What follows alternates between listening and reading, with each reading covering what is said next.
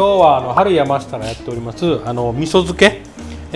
僕の場合はお魚を白味噌で漬けることも多いんですけど、お肉、いろんなお肉ですね、赤味噌で漬けるという一つの技法を持ってまして、それをちょっと今日は簡単にご家庭でできるような形でご紹介したいと思います。はい、今日は神戸牛使います。お肉はそれぞれ輸入物の赤身のお肉でも結構ですし、もちろん鶏のもも肉、胸肉でも大丈夫ですし、皆さんのお好きなもので、大丈夫です。ただ薄切りだとどうしても浸かりすぎてしまうので、ある程度の厚みが欲しいですね。例えば鶏の胸肉だとそのままのサイズで使うとか、もももちょっとそのままのサイズで使うとか、もし豚肉とかでされる時も薄切りとか切り落としとか使わずに、ある程度これぐらいの厚みがある方がいいと思います。油のところなかなか味が入らないので、油のところは、切り落としてしまいます。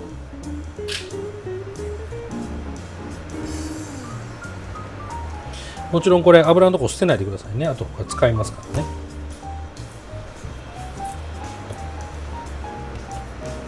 はい。で、これを漬け汁というか漬け味噌につけていくんですけど、お味噌の作り方だけ、簡単にご説明します。今日は火を入れて練ることもせず、そのまま、生の状態、なので、お味噌の中に入るアルコールも飛ばさずにそのまま使えますから、すごく簡単にできると思います。どうしても火を入れたり、してアルコールを飛ばしたりとか、逆にアルコールを残して酸味とか苦味をわざと残すというやり方もあるんですけど、今日もそのまま本当に混ぜちゃうだけなので、ぜひ覚えておいてください。赤味噌、これはもしなければ他のお味噌でもいいですけど、ちょっとどうしても、今日は神戸牛ですし、牛肉ですから油のパンチがあるんで、やはりちょっと力強い方が合いますね、味で。上白糖、これなければ三温糖またはグラニュー糖でも結構です。ただグラニュー糖は少し感じる糖分が低いので、グラニュー糖であれば分量より多くしていただく。逆に黒糖なんかもコクが出てすごく、美味しくなりますが、黒糖の場合は逆に力強いので少し分量それも落としてください。はい。それからこれは、日本酒。日本酒って料理酒ではなくて清酒を使ってください。飲めるお酒何でも結構です。はい。続いてこちらが本みりんですね。みりんもいろんなみりん風調味料とかありますけど、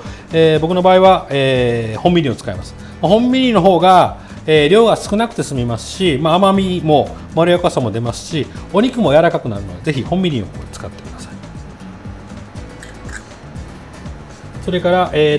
れがちょっと春山下風かも分かりません。ポイント1としてここであるのが、赤ワイン。これ赤ワインこれはもうお料理でも何でも結構ですけど、もし普段、飲んでる赤ワインちょっと飲み残したやつ、ボトルに残ってるものでも結構です。少し折りが入ってても問題ないので、そういうもので十分大丈夫ですから。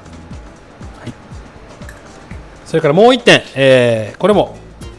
まさにうちっぽいんですけど、ニンニク、おろしニンニク使います。おろしニンニクはチューブでも結構ですけども、やっぱりチューブだとちょっと色が変わりにくくなるものが入っているので、少し酸味が出たり苦味が出ているものがある。ニンニク1かけらほどですから、ちょっとおろしてください。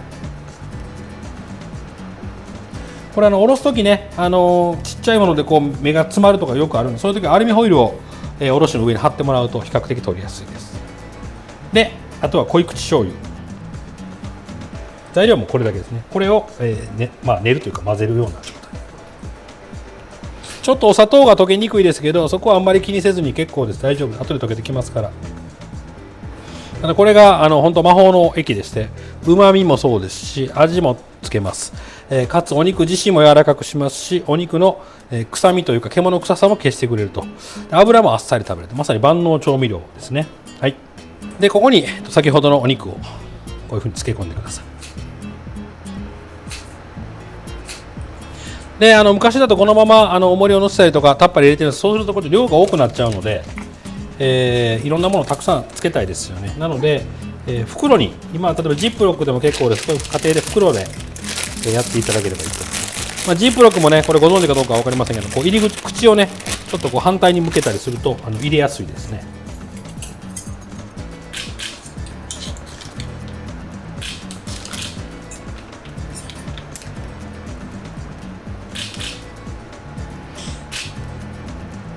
でもこれぐらいの量で十分つけれてしまうので、このままご自宅でしたら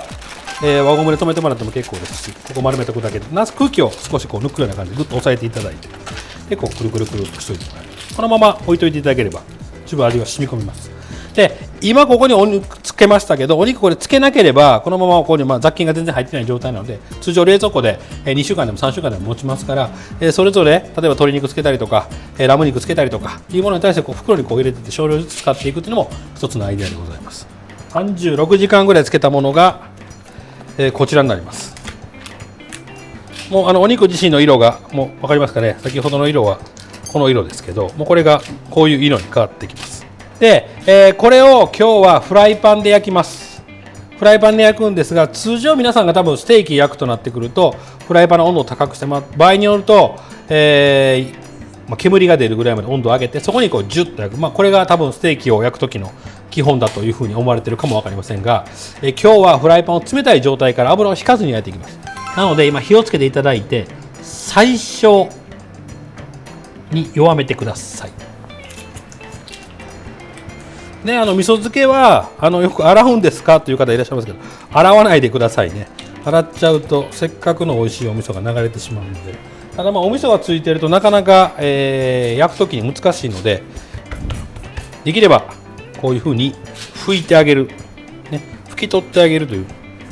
残ってても全然問題ないので、こういう状態を心がけてください。はい、でここ乗せます。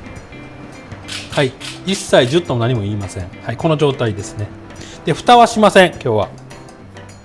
で、最近ではフライパンよく蓋を使って、僕も今ほとんどどれぐらいですかな、もう8割ぐらいは蓋をした状態で調理をするんですけど、これちょっと流行りとかいうのもありますけどね、今回に関しては蓋を一切せず、蒸し焼きせず、十分中の水分を抜いて詰めていくような感じですかね。で、どうしてこれ、ゆっくり焼くかというと、お肉のタンパク質の凝固温度、固まる温度っていうのが、豚とか牛、鶏によってそれぞれ違うんですけど、私たちはそれを表面に強い力を当てて、そこから予熱という方法を使って火を通していくんです。なかなか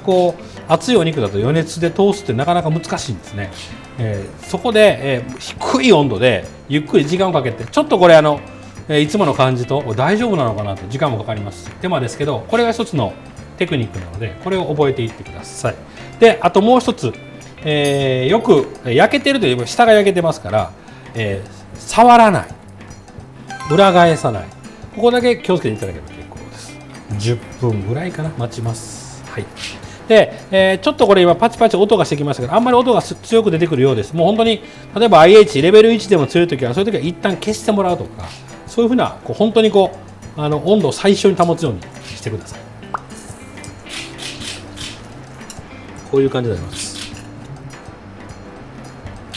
また同じようにそのままでゆっくりとお願いします。で普通お肉焼くときは、片面焼いて裏返して、もう一回そこからもう一回片面焼いて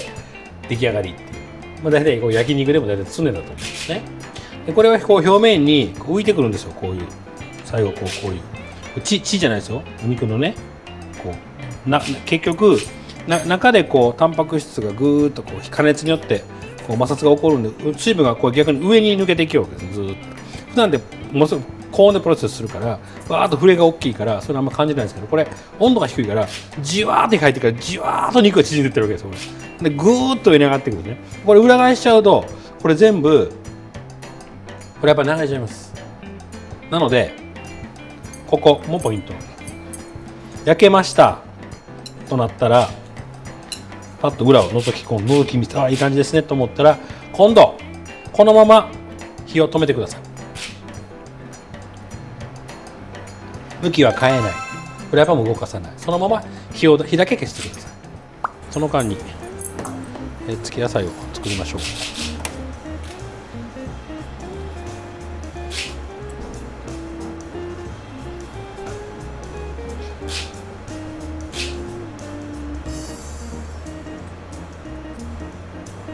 どちらかというとバーッとグラグラしたお湯に入れるんではなくて、これは本当お湯だけで、塩も何も入ってません。よく色止めするためにお水をかけたりあとするんですけど、そうするとどうしても水を吸ってしまうんですね。なのでどちらかというとしゃぶしゃぶにするような感じ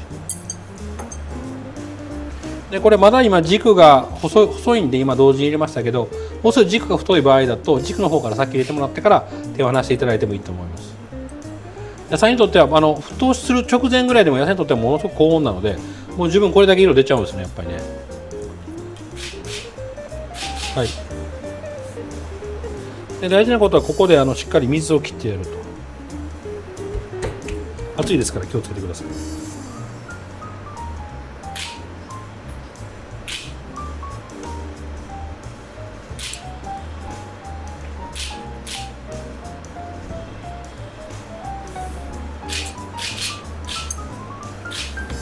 先ほどの焼いてるような周りのくちゅくちゅした油とか、これ全部もう中のこの辺の水分もう落ち着ききってます。全然でこれはどういうことか、ただ冷めてませんから気をつけて。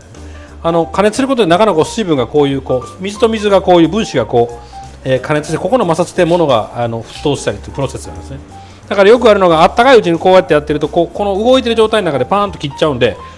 よく血だって間違う人がいるんですけど、わーっと流れちゃうのはこの水分のプロセスがバーッと動いてるのにパーンと切っちゃうから、これが止まりきらずバッとで、これが少し温度を休ませてやって冷ましてやることでこの動きがだんだん止まるということはもう冷めきってるんですけど、これが速度が遅くなってゆっくり動いてる時にパーンと切るとそれだけドリップが出るのが少ないです。これ今上にこれだけ水分保ってます。これ先ほどひっくり返していない。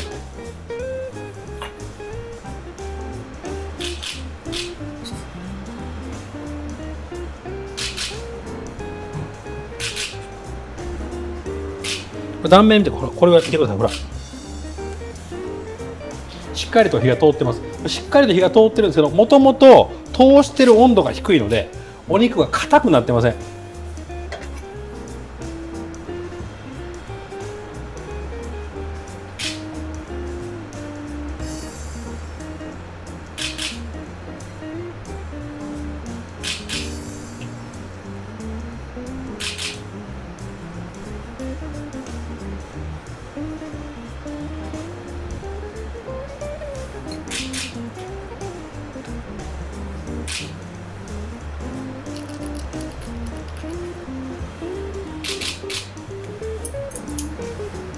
で少し風味をつけてあげるためにオイルと、お塩を少しだけアクセントに足していきます。うまみ足すためにマカダミアナッツの